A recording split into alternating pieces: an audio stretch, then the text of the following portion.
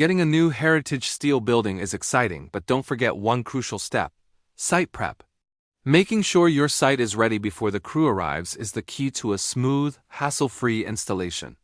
If your site isn't level or has obstacles, you'll need to clear it ahead of time to avoid delays and extra fees. So, what exactly does ready mean? For most of our buildings, we need the ground to be level within 4 inches from front to back and side to side. If you've chosen a building with vertical siding, that requirement is even tighter. It needs to be level within 1 inch on all sides. You also need to make sure there are 3 feet of clear, workable space around the entire building footprint and no major drop-offs within 5 feet. Plus, the site must be within 200 feet of where our truck can park.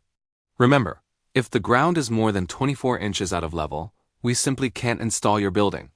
Taking the time to prepare your site correctly will save you time, money, and headaches. Thanks for watching, and be sure to subscribe for more tips.